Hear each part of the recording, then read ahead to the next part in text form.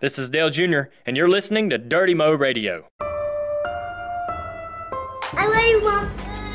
She's one of the most influential women in NASCAR. I love my mom. My sister Kelley always has my back. I couldn't be prouder of my daughter. I love my wife, Kelley. She's my best friend. Welcome to this week's Fastlane Family, brought to you by Bedhead by TG. Remember that you can get Bedhead by TG products at your local Ulta, and you can visit Ulta.com and enter TG15, that's TIGI 15, and save 15% off your favorite TG styling products. Very excited today. My guest is Haley Dillon, wife to NASCAR driver Ty Dillon. She also has some other roles we're going to talk about. So welcome.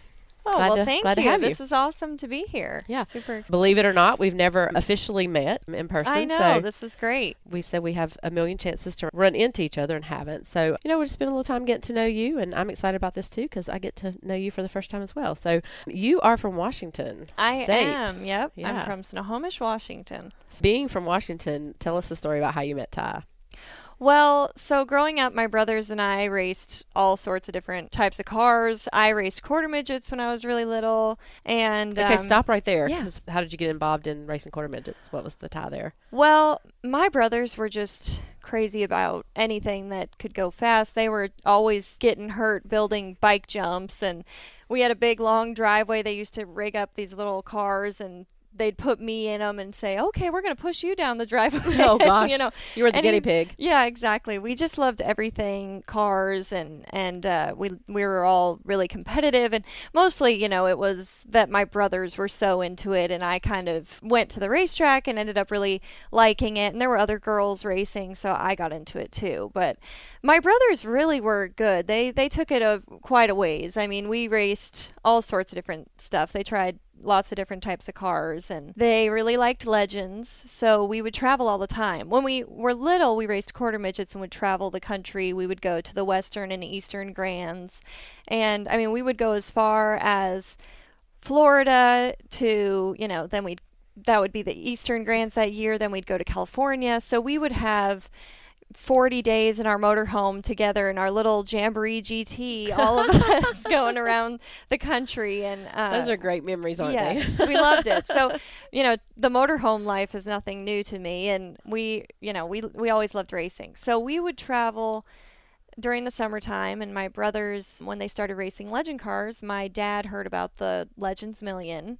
And my brother moved out here. He lived with some friends. Oh, that's later in the story. But but initially, we rented a house and we raced the summer shootout, and that's how Ty and I met. Gotcha. We were pit next to him, and I mean, Ty, he only came up to about my nose. He was a little chubby cheeked kid with braces, and he was a baby face, and honestly, I don't think I've changed. I look pretty much the same. I was looking at your engagement picture, and I'm like, both of you, to me, you've changed, but I see exactly what you're saying. Yeah. It's like you look like little kids then. Exactly. Yeah, we were babies for sure, but Ty was definitely a baby face, and he was staring at the ground, wouldn't even look at me when we first met when we were 14. But he became really good friends with one of my brothers, and we have a couple mutual friends. And a couple years later, when my brother came out to race the Legends Million, he hung out with Ty every now and then. And Ty used to tell my brother he was going to marry me. That was when we were like 17. He used to always say, I'm going to marry your sister. And, he would tease my brother. And my brother was like, hey, no way, kid. And getting close to her. Yeah. So he talked to me all the time. He would Facebook me. And eventually I was like, hey, if you want to meet me, because he'd always say, come out to North Carolina. And said, if you really want to see me again, you're going to have to come out to Seattle. But I'm not making any trips out there. And never in a million years would I think I'd live here it's been almost 4 years now. So anyway, he flew out to Seattle, and it was funny when we had that first conversation. He booked his flight like the next day. He was like, all right, I'm coming out there. And he spent New Year's with my family, and we just adored him. I mean, since the second I saw him walking out of the airport, he had like a flannel on, and he had his jeans tucked into his cowboy boots, and I was like, oh my goodness, what is this little country boy? And anyway, he just swept me off my feet from there. We were just meant to be from the start, really. I mean, he is the sweetest guy and the funniest guy you'll ever meet. So he was a pretty smooth talker. Awesome. Pretty smooth talker. Oh gosh, that is so cool. Such a good story. And then you guys got engaged, I guess, not too long after, a couple years after. Yep, we you dated. met? How long were we dating? I guess we were dating 2 years. Yeah. And did you stay out in Washington at school? And I finished school and then I moved out here. I mean, it was because, it was weird. It wasn't traditional. It was long distance. So every time I was here, it was kind of like we were together 100% of the time, and then we would be away from each other for a month. And, it was not traditional by any means. I never in my wildest dreams would have thought it's not anything I really ever wanted. To me, a long distance relationship kind of sounded terrible, and it was pretty hard, but he always said, we'll make it work. Yeah. Let's just think about tomorrow. We'll think about it. We won't worry about the length of time. We'll talk every day. It always worked. So yeah, I moved out here and then we lived together for about a year. I know that's not your traditional what you're supposed to do, but we had the parents' approval. That's all you need. But right? yeah, so we got engaged. Actually, we go to Seattle all the time. We visit my family all the time. They come out here. So we were actually, when he first came out there, we went straight up to my parents' cabin and had New Year's. We all celebrated. So when he proposed, we actually went up to my parents' cabin and just the two of us. So y'all were just planning a trip, just the two of you. Yeah, I mean, weekend. I for sure Did you sort of know? Thought he was going to propose. Oh, yeah. But I'll tell you what, I thought he was going to propose every hour of the day for about a year. So, I mean, he'd call me from the other room and, be like, Haley, and I'd be like, oh my God, what is it's going to happen. And he'd be asking for like TP or something. I seriously thought it was going to happen all the time. But oh gosh. Anyway, I was like, man, if he doesn't do this, I mean, guys, thank goodness it's left up to them, because if it had been my call, I would have proposed to him. You would have asked him, But I'm so thankful for those 2 years we had where we were just, boyfriend and girlfriend. Then we had another whole year we were engaged, and then we got married, and it was just the coolest wedding. So what stuck out about that? What was so cool about it?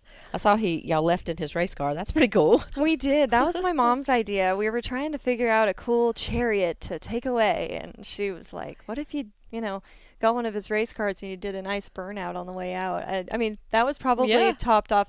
Well, there were so many things. I mean, I was adamant about, I really wanted a flower wall. I had seen that, and I don't know, I maybe Pinterest, or I know there's some celebrities that have done that, and so I was adamant about that. Week of, we found out our florist couldn't do it, so my mom and I and Ty made the flower wall at our wedding. Wow. So I mean, we were there. Talk about coming together, right? It was pretty cool. We played music, and our fingers were bleeding. I mean, we got so many flowers, and we had to make the actual board with the peg board, and we fixed that all up. Actually, we had some guys at the shop made that for us, which was cool. And then my mom and Ty and I are splitting flowers and sticking them through the wall, water picks. So that was really cool. It turned out gorgeous, but we probably had 8 hours into that thing. Oh my gosh. It was insane. So that was amazing. My mother-in-law is just the greatest woman in the world. She did so much for our wedding. She made it top notch. And I mean, Childress Vineyards is gorgeous, you couldn't have a better backdrop. We could have done nothing, and it would be amazing. So I mean, anything extra, and their Christmas decorations are so pretty. So then Tina got a snow machine, because I was like, everybody pray for snow, because I wanted a snowy wedding, and anyway, she was like, hey, it's snowing outside. And we walked out, and there was a snow machine, so that was so cool. And that's awesome. Richard he got the whole Victory Lane celebration of fireworks, which actually we got in trouble by the county. They were after to get the permit. We didn't. I don't think Richard, he slid on the permit there. He just lit them off at our property. It was hilarious. So we blamed it on my family from Montana. We were like, hey, they don't know. It worked out. But too funny. It was really, really pretty. Well, yeah, that wedding sounds amazing. So let's see. You got married, and here you are. That's been a year and a half ago, I guess. So you're still newlyweds, I think. Yeah, we are. We're still honeymooners. Anytime we go out to dinner, we still tell them, "Yeah, we just got married." We're like, "Oh, let's bestow you a nice dessert here or something." Yeah. So one of the things you love is cooking. I do. Yeah. How did you get involved? Did your mom kind of pass that along, or grandmother? Or? Yeah, I have a huge family of a lot of women that can cook. I mean, they can do just insane. I mean, every single one of my aunts and grandmas, we've got family recipes from years ago, and I mean, but really it was my mom that got me super into it. It was funny, when I was probably 10, my dad would say, well, you can either do yard work with your brothers or you can help your mom cook dinner. And so I was cooking dinner. Yeah. So she taught me so much, but and I mean, she's amazing, but really I do some crazy things that my mom's like, what in the world are you making now? I mean, Ty is really adventurous, so he'll eat just about anything I cook. And yeah, that's a big dream of mine. I've always, ever since I was a little kid, wanted a cooking show. So you certainly have a lot of time to work on that. Yeah. Being as young as you are, you have a lot of time to put that together. So what's kind of your go-to meal that you like to, it's one of your favorite things to do? It's funny. Ty really likes salads. So I'm like, okay, how can I get creative with 101 ways to make a salad? Yeah, exactly. So I try to make some fun ones, but his family raves about my rigatoni. They love the rigatoni bolognese I make, and clam linguine. I'm like, all these pastas I made when Ty and I first started dating. What do you make a guy when you really want to sell him on your food? You make a good pasta. So easy enough. So they love all of that, but I mean, are you guys pretty healthy eaters, or? We are. Yeah. That's the thing is, so we've become really, I kind of like the science of trying to create something that's really tasty but really healthy. Mm-hmm. And I mean, we're kind of a no carb, no sugar family. Like, we really try to be good about that. So I try to make, good veggies and protein. I do a lot of mashed cauliflower, kind of trick him into thinking it's not, it's potatoes. For the longest time, he actually didn't know. And we really thought that they were great, but I'm not trying to kid you. Potatoes are way better, but hey, if you can get used to it. Yeah. But yeah, we went to Morton's for his birthday and had some mashed potatoes. And he's like, oh, I missed this. First time in like 6 months, we were like, dang, these are good. But yeah, we try all sorts of different stuff. Oh gosh, that's so funny. Well, I'm sure you can put your mind to your cooking show because you're such a young age. I mean, I was thinking while you were telling the story about Ty and proposing and dating, I'm like, man, this sounds like a mature guy, And it's hard to find mature 19 and 20-year-olds. He is wise beyond his years. Yeah, I mean, yeah. I know we're babies, so I mean, we get people. It's really cool though, because you can be one of those stories in 50 years that you don't hear a lot about. Like we do hear a lot about our grandparents. They met when they were 14 and got married, and they stayed married for 50 or 60 years. But in today's time, you don't hear a lot about that. Rare. So you can be one of those. I know. I mean, stories. With the honeybees, I'm one of the younger honeybees, and there's a couple of them that are married. But there's a lot of them that think I'm crazy for being married at 23. Yeah. So, and I mean, we got married. It's been a year and a half. So yeah, we know it's kind of a rare story. It's not very common, but it's okay. It's your story. But it's what our parents both did. Yep. It's what we always knew. And I remember, it's funny when Ty was deciding that he was going to come out to Seattle that first time. I thought we hadn't even hardly talked. Really, we had texted. So I was like, okay, let's call each other. And I put my little sister to bed. I told him I was babysitting my sister. It was my parents' anniversary the next day. They were going out for dinner. So anyway, I was putting Dakota to bed, and I was like, okay, Ty, call me at 9. I didn't think about the time difference, so it was midnight. He patiently waits till midnight, calls me. We talked for 5 hours straight on the phone. I mean, we had never heard each other's voices. I know this sounds a little bizarre. That's awesome, though. But we had never heard each other's voices. We talked for 5 hours. And then it was funny when we booked our wedding venue.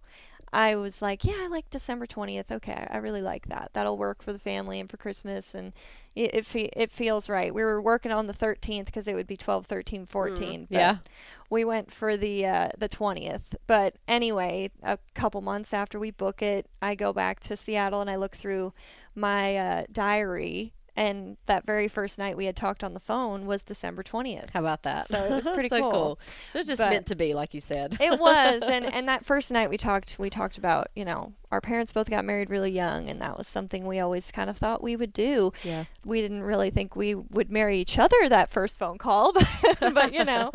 It's all worked out. Well, you mentioned the Honeybees, and so you're a Charlotte Hornets NBA dancer, part of the Honeybees troupe. Yep. I know you grew up dancing and things like that, but with Ty's career and as busy as the travel schedule is, what prompted you to want to do that and be involved there? Well, when I moved out here, it was tricky to kind of make girlfriends, especially when you're in a primarily male sport. And all of our friends were 30 to 40-year-old men. and I kind of... That worked on the race cars. Yeah, exactly. I mean, it's funny. Some of my greatest friends that I have made here are the guys on his team, so it's kind of I joke that they're my girlfriends because we like trade recipes and stuff, so it's pretty funny. But I always wanted to dance. I always wanted to be a professional cheerleader in some way, shape, or form, because my mom was a Sea Gal for the Seahawks. She's still getting it done at 53, but she was smoking hot in Sea Gal back in the day. So she just always inspired me to, chase my dreams. So I wanted to do that ever since I was just itty bitty. And I always wanted to cheer for the Seahawks, but when I moved here, I kind of thought, well, we'll see. I don't really know. I kind of had just put that dream of mine on the back burner. And then Brooke Boat, Chad Boat's little sister, she told me about the Honeybees, and she was trying out for Honeybees. And I was like kind of talking about it with my family and thought, well, basketball's a huge commitment, and Ty was just adamant about it. I mean, he wanted you to do it. Yes, yeah. He was just definitely wanted me to do something for myself that gave me some roots here, something that made me feel like it was my own thing. Yeah. And I mean, it's important because it's hard to go race after race, and you're so invested in everything that they do, but it's hard. You got to have your own thing in your own life. So I wanted to do something that I could do when I'm young, and it's crazy. I mean, this past 2 weeks have been insane with playoffs, and I mean, we've seen each other a couple hours here and there, and my family was in town, and he was off doing some fishing tournaments, and I mean, it's a nonstop, party at the Dillon house, it seems like, but it's really, really been fun. And those girls are hilarious, and we have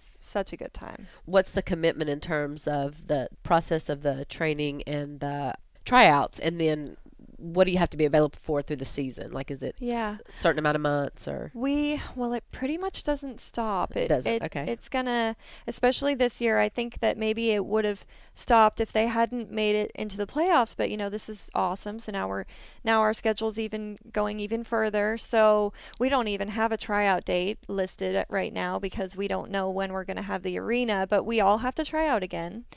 All of us vets will have to try out again, and then we practice twice a week, Mondays and Thursdays from 7 to 10, and then given some at night or in the morning. 7 to 10 at night. Okay, it's late, but it works for because everybody yeah, because they have works, jobs, right? Exactly. Yeah. So then we have maybe at least one, maybe two games a week through the season. So we have about 45 games, and now we have even more, and we do a little bit of trading off. I think I had probably 4 games off this year, so we get a little bit of time where we can plan vacations. Ty and I went for our anniversary out to Whistler, and we still get to do some cool stuff, but it's a huge commitment. It really is. It'll wear us out every now and then, but we're obsessed with it. All of us girls. I mean, you don't ever see them complaining, and sometimes it's hard to get you there at practice, but once you're there, we have a great time. Yeah. Do you do other things in the community and that kind of things as a honeybee? We do. Yeah, we do all sorts of cool stuff. I have gotten to do some really fun appearances with them.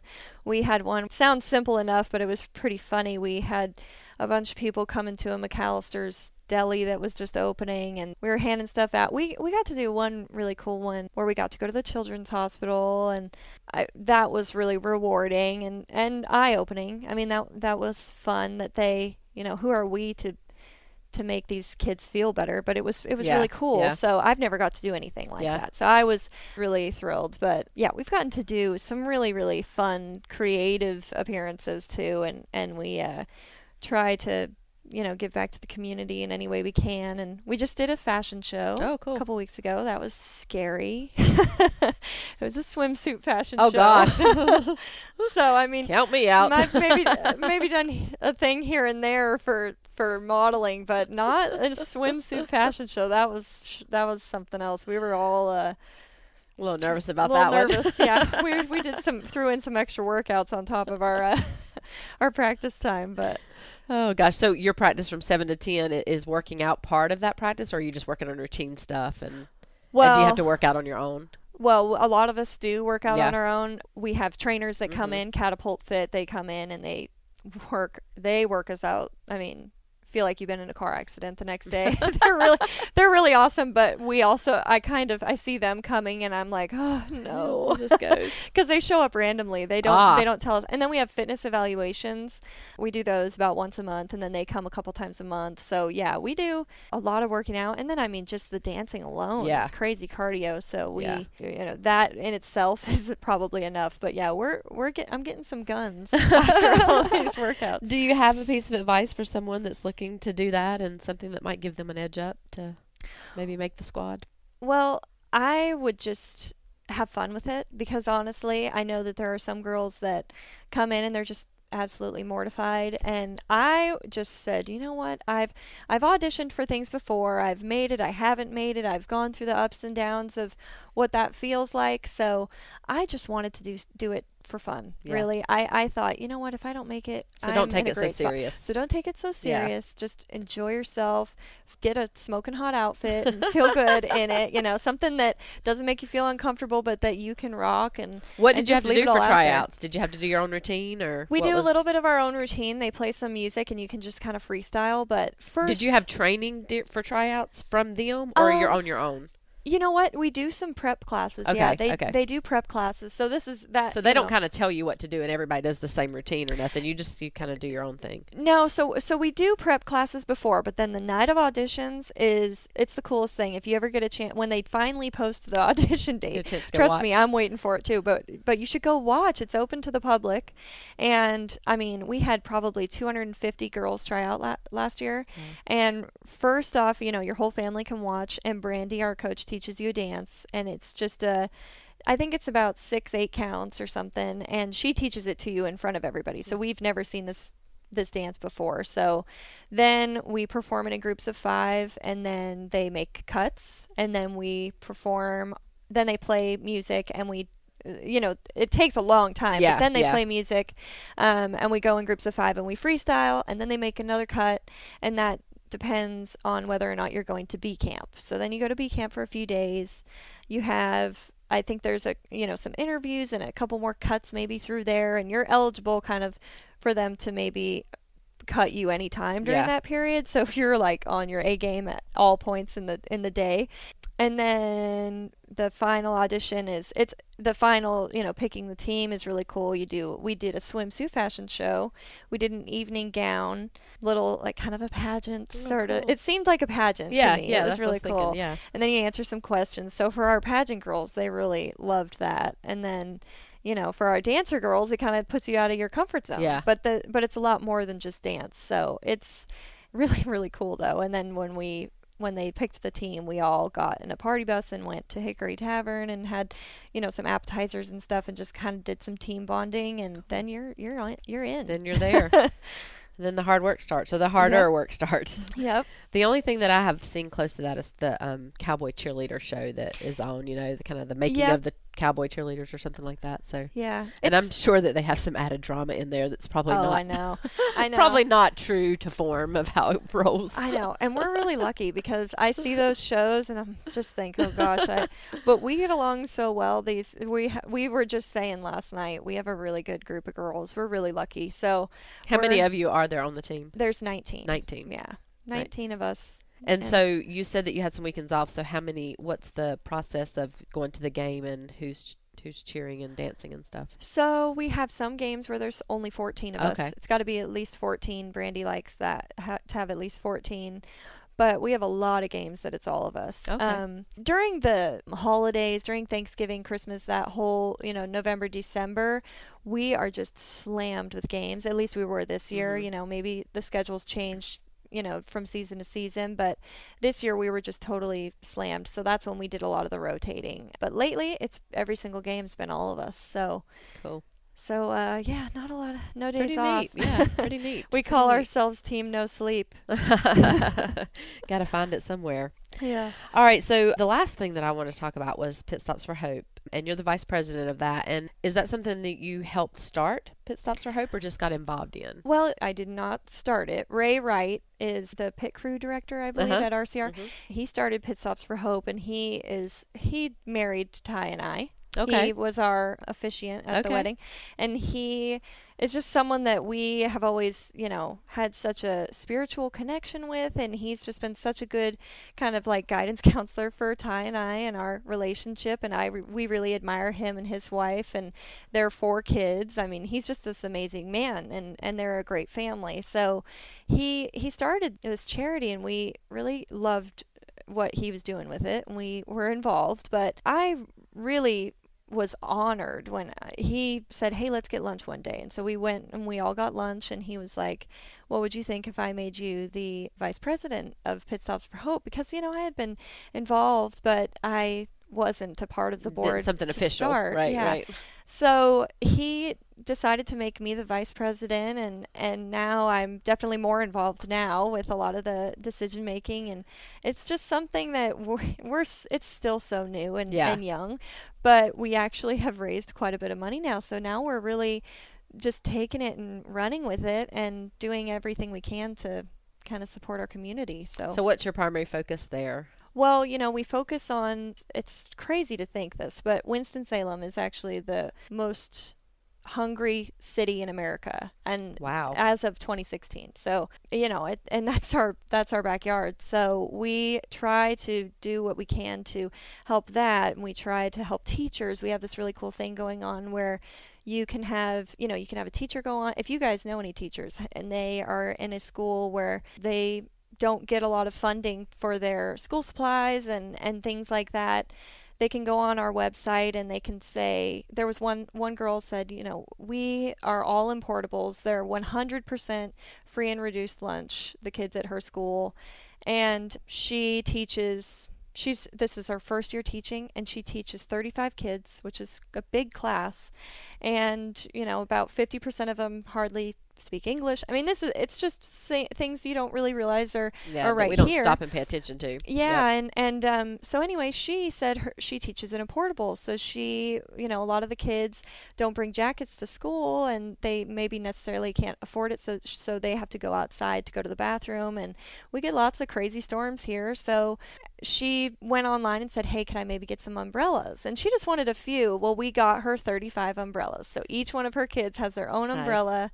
And they just loved that. It was really, really, and then it was really special for Ray and I. Ray and I too. We are such criers. So every time someone's like, "Thank you," we're like, "Thank you," And so, I mean, that's the kind of things that we're just looking for ways to help. But we're not necessarily sure what avenue to you're take just in it the new with, stages of it, so we're in the new stages of it. Yeah. But I think what's important is making sure that kids feel like they have a home and someone that cares about them, and that they have a full belly. And summer's coming up, and we're working on some stuff, maybe some kids camps that we can get kids a full lunch and dinner, and they can play some sports and stuff. So we're taking any suggestions too. Nice. So if you ever need any help or anything, hey, let us know.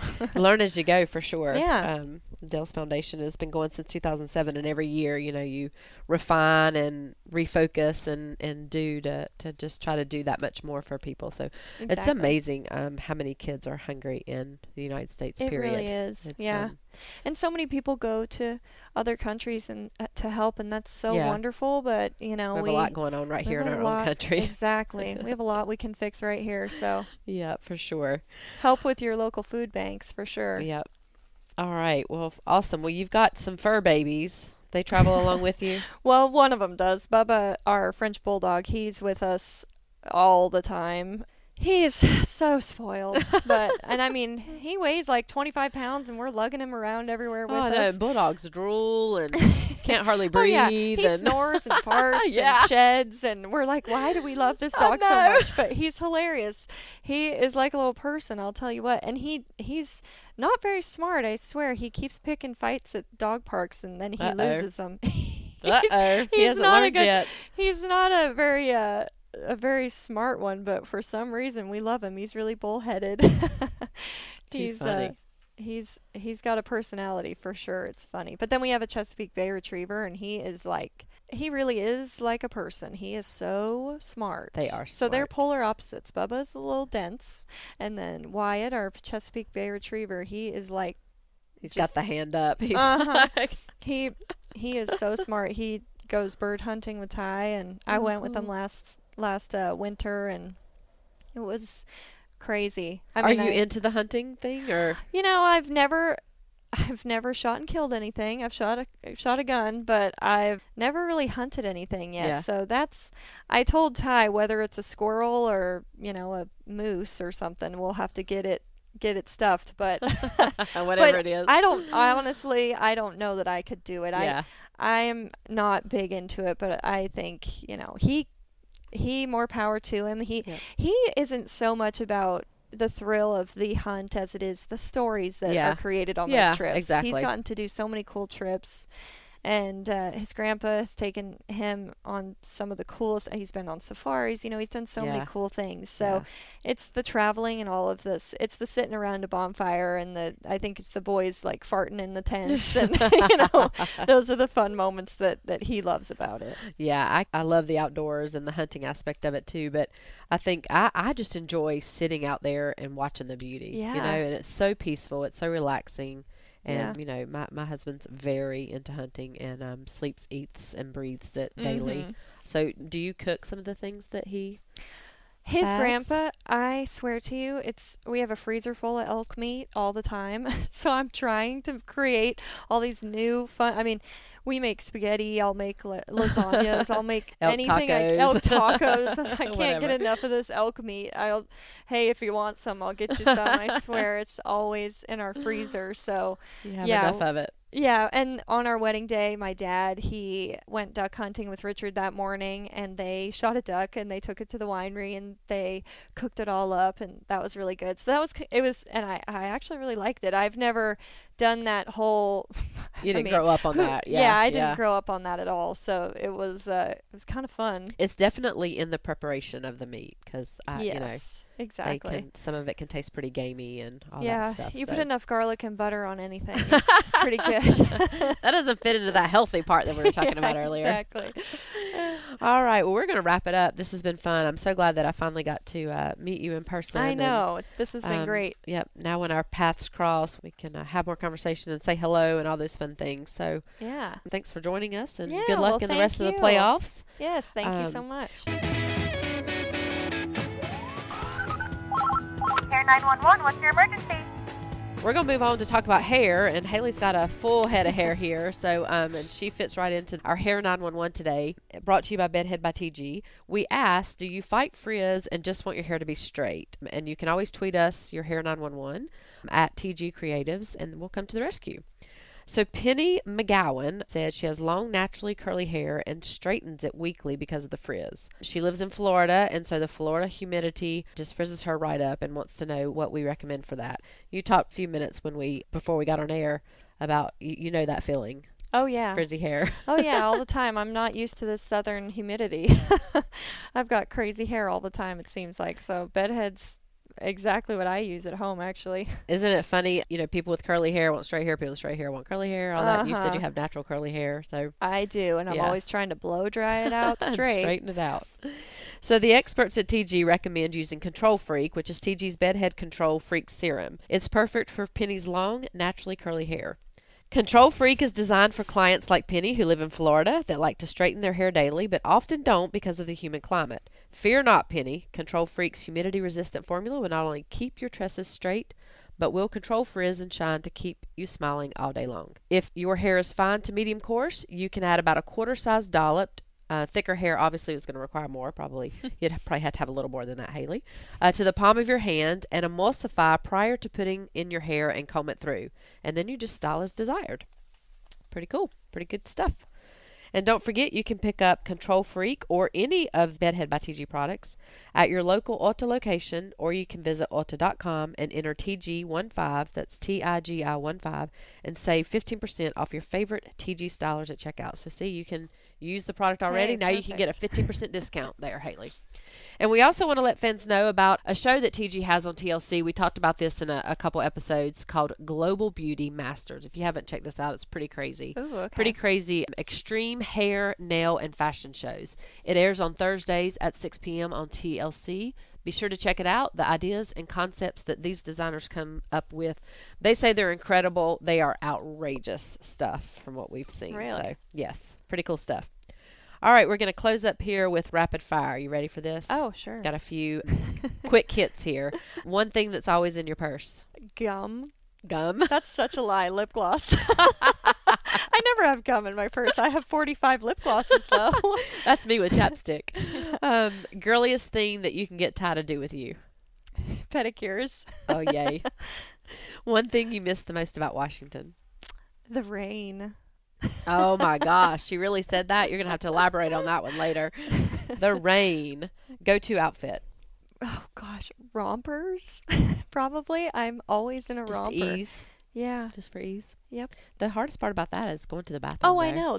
I was just thinking that. It's always, there's no like pull to the side action going on in the romper. Yeah. It's got to come all the way off. Yeah. It's hard. And then you got to keep it up off the bathroom floor and everything No, else. I You know? know. Yeah, it's hard. It's not functional. It's a hard one. All right. It needs one of those little flaps in the back. With some buttons like Yeah. a baby. Favorite road trip song? Oh, man. Oh, gosh. Ty and I like to crank some Eric Church or some Jason Aldean. Good stuff.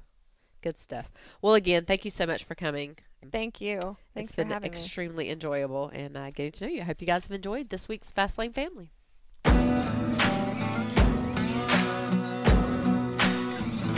Thanks for listening to Dirty Mo Radio.